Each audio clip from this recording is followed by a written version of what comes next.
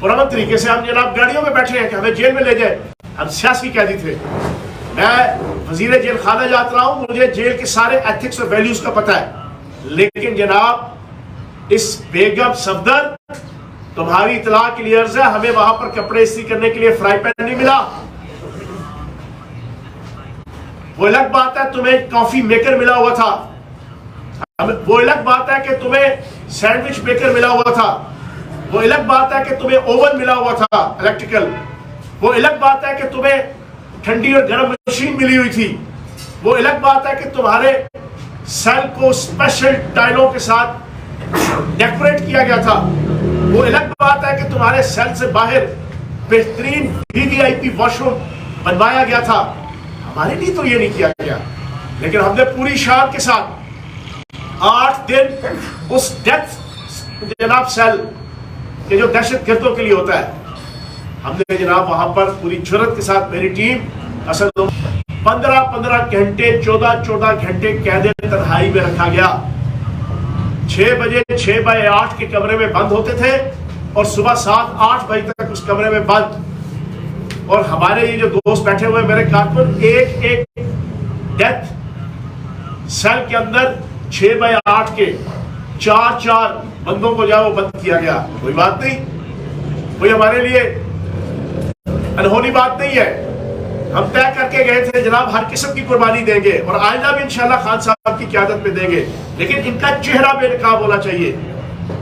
عالمی انسانی حقوق کی تنظیموں کو اس امپورٹڈ حکومت, اس نکمی حکومت کا چہرہ بے نقاب ہونا چاہیے. وہ ہم نے بے نقاب کیا ہے آج.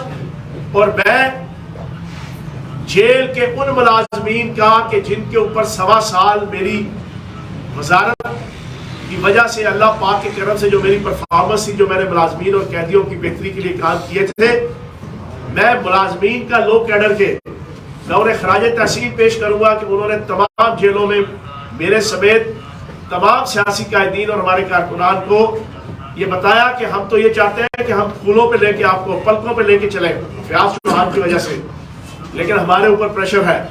پھر ہمیں وکٹرمائز کرنے کے لیے آج سے 2 دن پہلے انہوں نے IG جیل خانہ جات چینج کیا. اس رانا ثناءاللہ نے پرسوں انہوں نے نیا IG جیل خانہ جات لے کر آئے.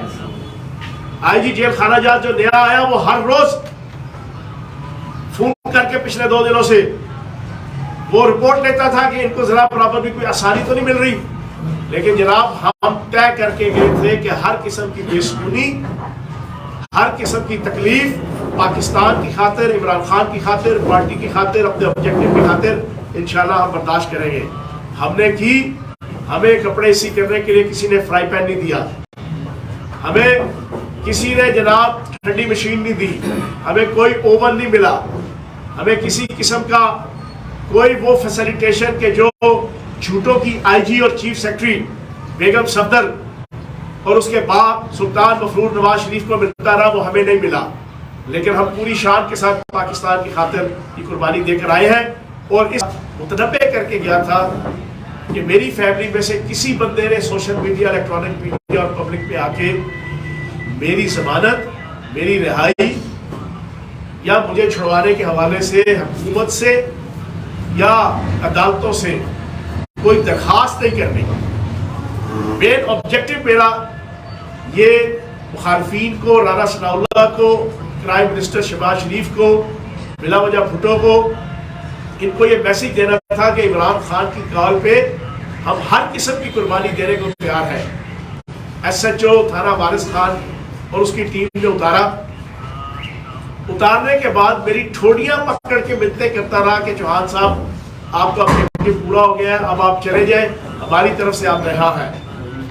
میں نے کہا شاہد گیلانی صاحب بالکل کلیئر سن لیں, میں نے اپنے لیڈر اور قائد کی کال کے اوپر پاکستان کی سالمیت کی خاطر, پاکستان کی بقا کی خاطر, جمہوریت کی بقا کی خاطر, آئین کی سربلندی کی خاطر اور پاکستان سے غریب عوام کے سروں پہ مسلط مہنگائی کے خاتمے کی خاطر میں یہ جو قربانی دے رہا ہوں, جب تک میں جیل نہیں جاؤں گا میں پیچھے نہیں ہٹوں گا.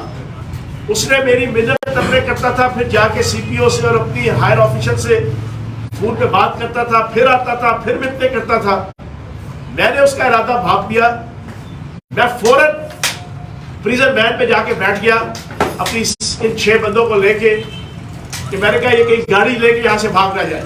ہم سیاسی قیدی تھے. ہمارے ساتھ کیا ہوا جناب والا 6/8 کے دہشت گردوں کے ڈیتھ جو سیل تھے پہلے ہمیں رات کے 2 بجے اڈیالہ جیل سلاتے ساری ہمیں 10 منٹ بعد جگا دیا گیا اور ہمیں کہا گیا یہ چلے جی کچھ شاہپور کی طرف اور کچھ حافظ آباد کی طرف. جو قائدین تھے ان کو شاہپور جیل اور جتنے کارکنان تھے ان کو حافظ آباد جیل. رات پریزن وین میں جس انداز سے ہمیں لے جایا گیا ہم قربانی دینے کو تیار تھے. ہم ہر قسم کی قربانی دینے کو تیار تھے اور ابھی بھی ہے. لیکن میں ان کا چہرہ بے نقاب کرنا چاہتا ہوں اس امپورٹڈ حکومت کا, ان حکمرانوں کا.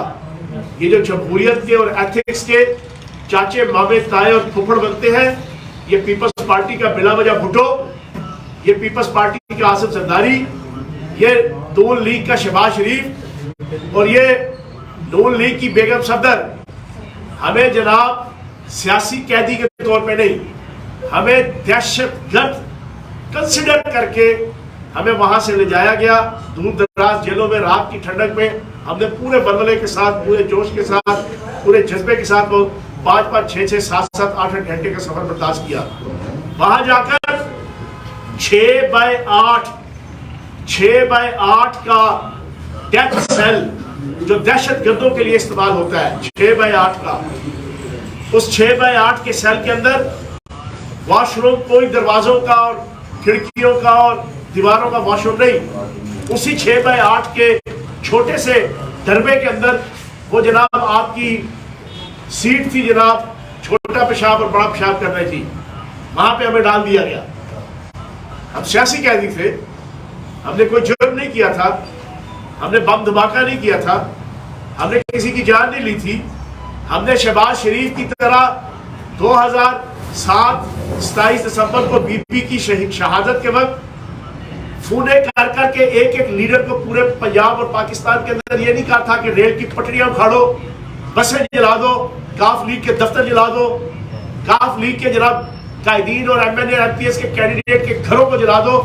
یہ میں اوتھ کہہ رہا ہوں, پاکستان کی ایجنسیوں کے پاس اس کی وہ آڈیو ٹیپس موجود ہے جو اس نااہل, نکمے, نکھٹو, نامراد اور نالائق اس کرائم منسٹر شہباز شریف, دماغی مریض, ذہنی مریض, اس کی وہ آڈیو ٹیپس موجود ہے کہ اس نے بی بی کی شہادت کے دن رات کو فونے کر کے جو ہے وہ پورے پاکستان اور خصوصاً پنجاب میں نون لیگ کے قائدین کو اور کارکنوں کو موٹیویشن دی تھی کہ کاف لیگ کے قیادتوں کے گھروں کو بھی اور دفتروں کو بھی جلاؤ, جس میں میرا دفتر بھی جلا تھا اس صادقہ آباد میں.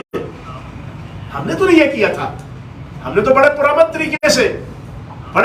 طریقے سے قائد اعظم کے پیروکار اور عمران خان کے پیروکار کی حیثیت سے جناب گئے, جیل بھرو تحریک شروع کی.